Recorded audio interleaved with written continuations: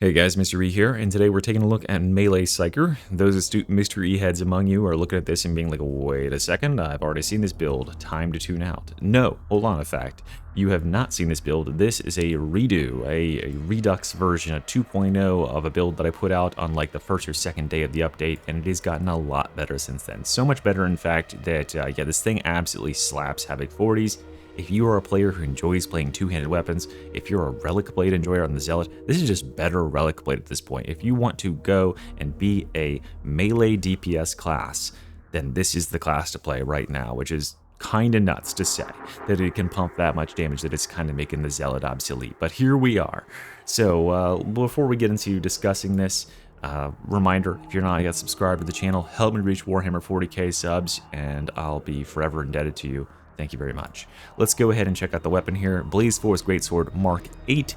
I love this weapon. It is very simple to use. If you check this out, we've got left and right sweeps on light 1, light 2, and then of course we've got these heavy strike downs, but notably this first heavy attack right here is pretty dang weak. So we want to skip by that by using light attack and then repeat these attacks, which are many times more strong and way better at penetrating armor.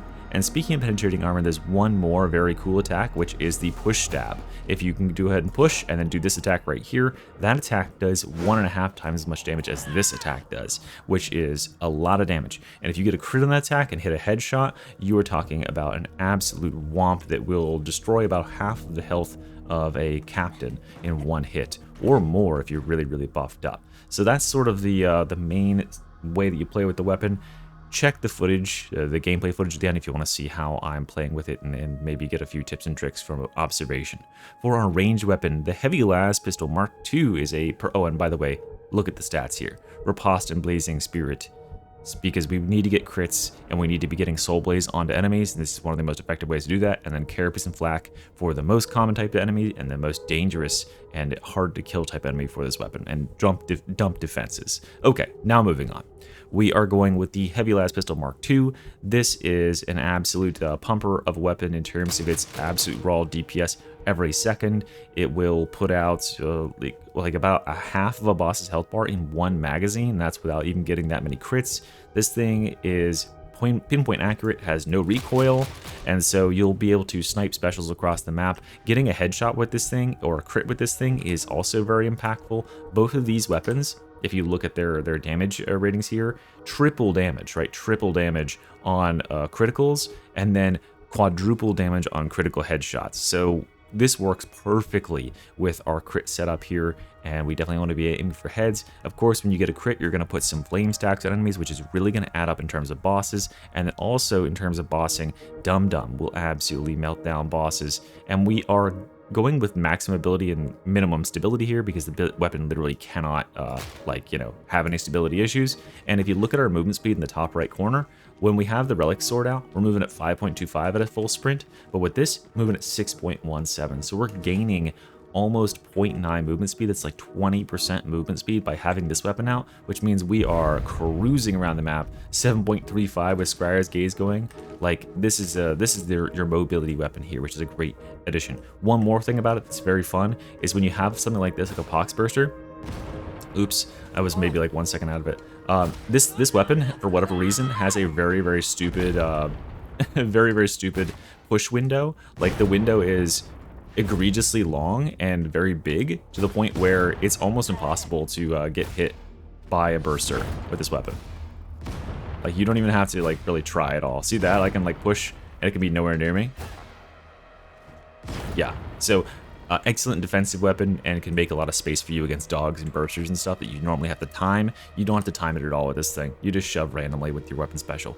Okay, for Curios down here, we are going with triple toughness, triple combat ability regeneration, triple revive speed, and triple extra toughness. Now you could swap some of that combat ability regen out here and go with more gunner resist or bomber resist. Those are probably more advantageous perks. I was just too lazy to swap them out, and I think that these Curios are generally the most applicable ones across all Psyker builds. So if you don't have like that many Curios in the world, just go with this setup, and that'll be the perfect setup for like most Psyker builds.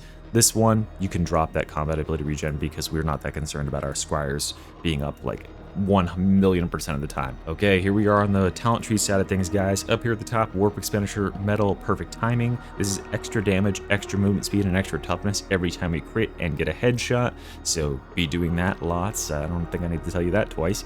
Battle meditation is going to keep our peril very low as we're killing at speed, which is going to allow us to just keep our scryers up ad infinitum and get all those juicy benefits out of that. Over here, we've got Brain Rupture with Kinetic Flare. This is a very powerful talent, especially with a build like this, where it's not that common that you'll run into a target that doesn't die in like one hit, but when you do, something like a Bulwark like this, it can be really annoying, right? Because like you're a melee Psyker, you can't get past their shield. But the fun thing is that the push on this weapon does 1 damage. So we can do this, and it'll head pop them, and then we can follow up and instantly kill them, right? So this not only works on like enemies like that, but just generally having an attack that every 12 seconds does a huge blast of damage. You know, you'll be able to cross map enemies and do that to them, because it just does a huge pop. So Reapers and Bulwarks and stuff like that die instantly. Many Gunners and Elites will die instantly. Just a very useful talent to have to pick off one target and be like, okay, shoot, that's one less thing I have to deal with.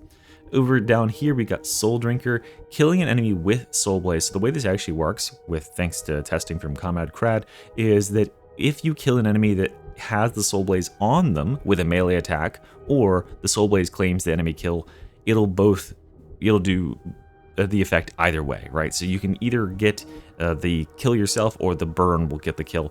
Either way, you're going to get 15% toughness over 5 seconds and 5% crit hit chance for 5 seconds, which is pretty dang nice, especially considering we are going to have almost every enemy we hit coated by Soul Blaze thanks to Blazing Spirit and our overall high crit chance down here.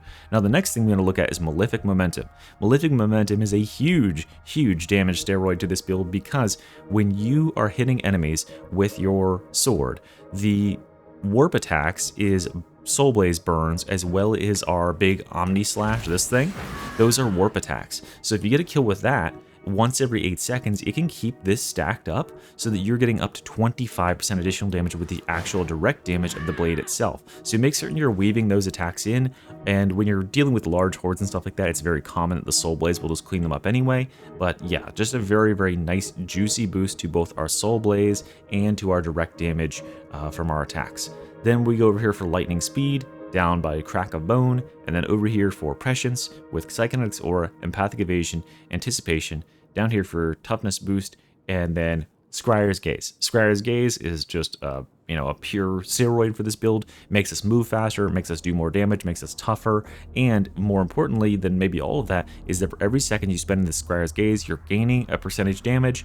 Right here, we're going to gain also 1% for nest damage for every second with a 30% max. So when this is maxed out, when both of this is maxed out, you are doing a massive increased damage, because this weapon, the Force Greatsword, if you look at its attack profiles here, we have triple damage on critical weak spots, right? Almost triple damage. So multiplying that, getting that finesse boost, multiplies that number right there, and that is massive for our overall DPS output. So these two, this is an amazing complement for it. Then Warp Speed is going to make us very fast. Duh, we're melee, so we want to be fast. Coming down here for melee damage, and then Kinetic Deflection, so we can actually get reses and stuff. Movement Speed and Disrupt Destiny with just the Lingering Influence thing. I would, Perfectionism is probably a better node, but they have in fact nerfed this from 6 seconds down to 5, and that means it's even harder to keep up. Plus, we are melee primarily, so it's going to be longer between the enemies that we'll be needing to find and kill, and so I think it's just generally better to have these stacks up for longer than it is to have to fight your way through the hordes and try and pick off those targets, because you never know where it's going to paint the next target. It might be behind a big bunch of bullshit, and this will allow you to keep those stacks up for longer and more consistently. Over here, we're going to grab Vulnerable Minds with Warp Rider and then Warp Ghost. And this is going to allow us just to have extra stamina and more toughness replenishment without needing to run any stamina curios, which is amazing. And that is the whole build, guys. So hopefully you understand the principles of how it works. Now check out some gameplay footage of me creaming a Havoc 40 and just look at how impressive this gameplay is and decide for yourself if you should play it. And yes, you should is the answer. Okay, thanks for watching. Bye-bye.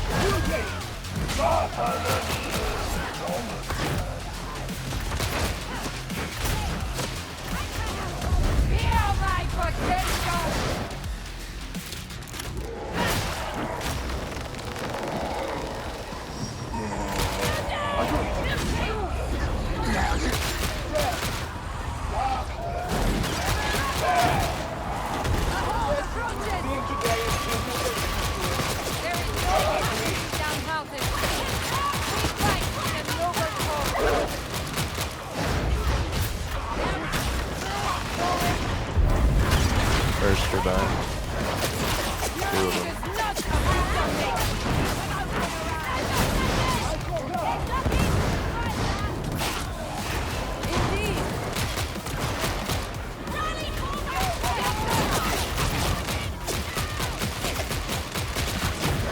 2 of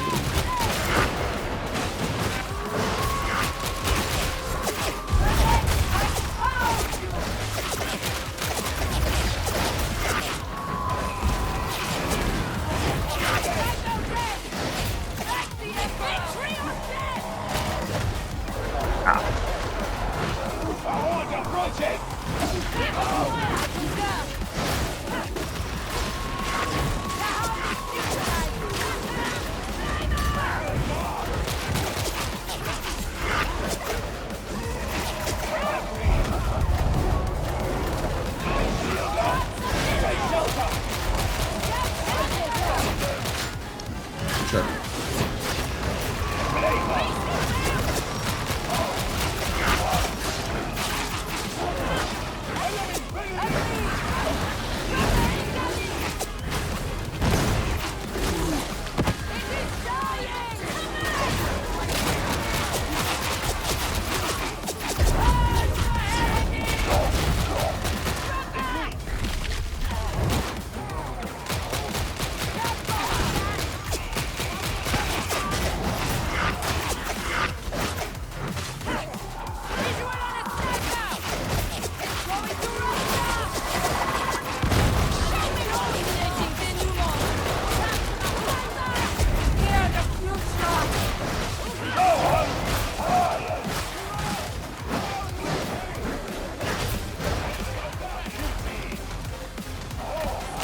Big ammo there. Back up. We get back to the top of this little ledge here. Little spawn right here.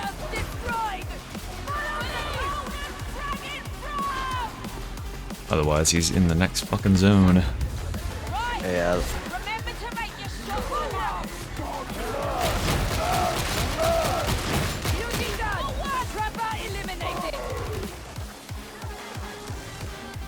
There he is.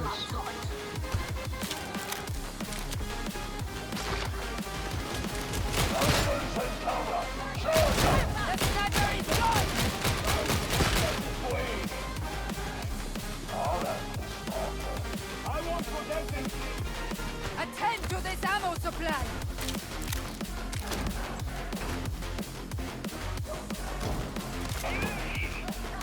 Not even an enforcer would linger here alone.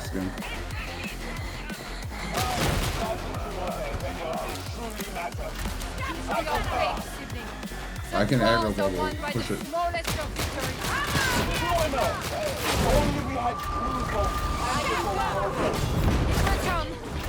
Only if we strive for it.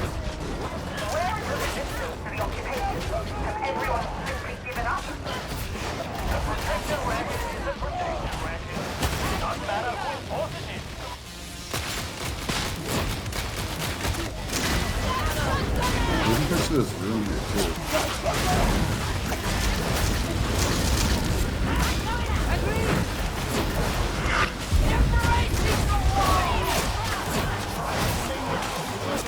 Maybe we drop that heal. Where do you want me to drop it? Here. Top the stairs.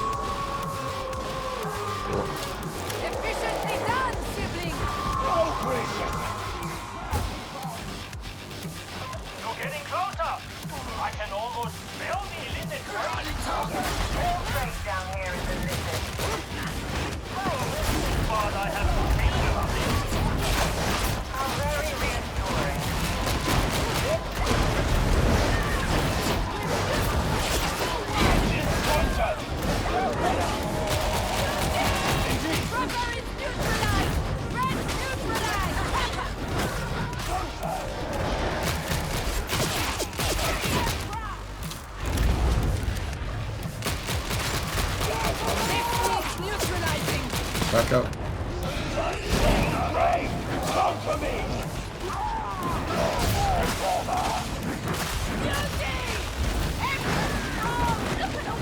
Keep in the bubble.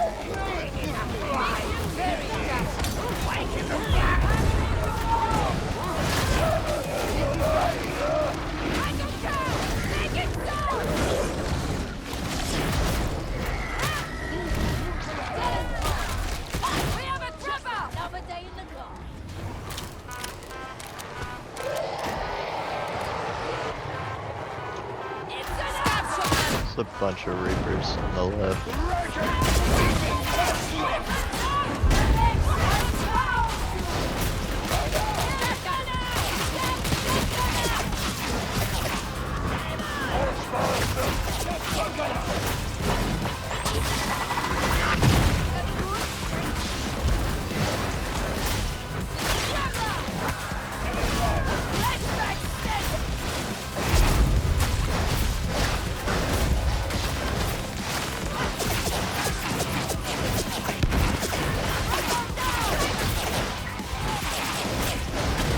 We're in the pit of doom. Caught by fire for a second. Oh, Pharaoh.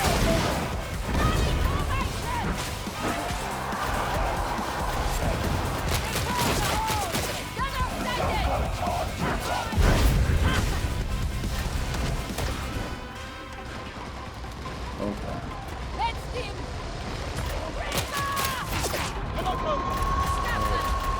Demon host up there.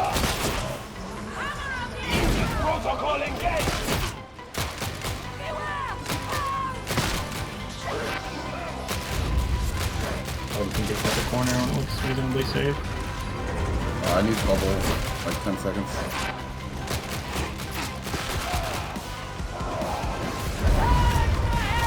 Alright, ready? Okay.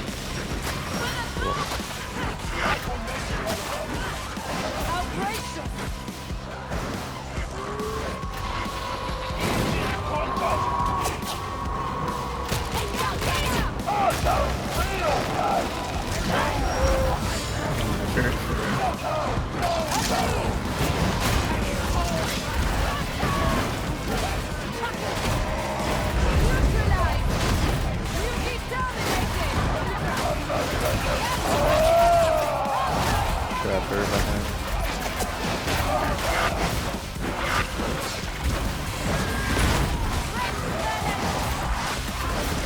Try and gain the turrets with the tunnel. Yeah.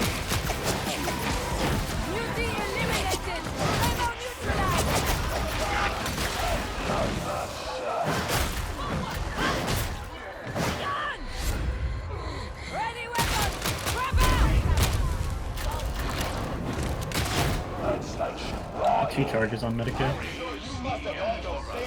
Yeah, mystery with the other one. Have you yet encountered down engine seal, sibling?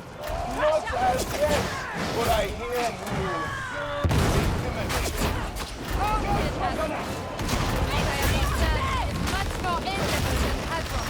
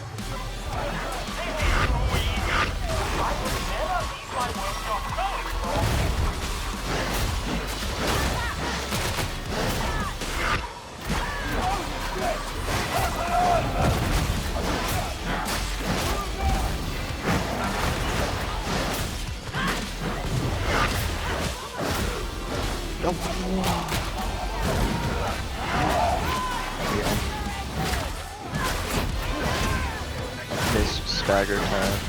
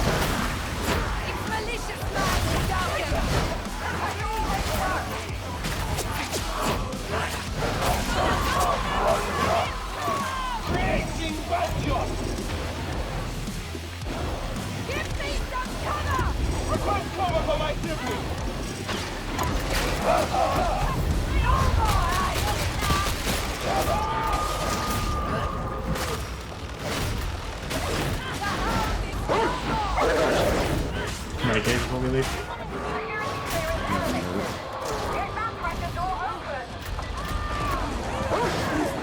Through his.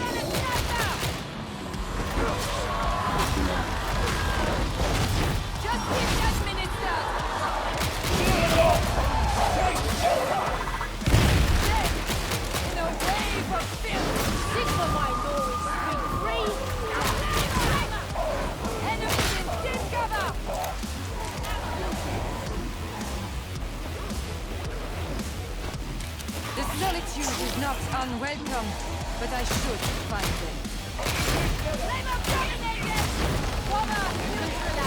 Protocol engaged! Indeed.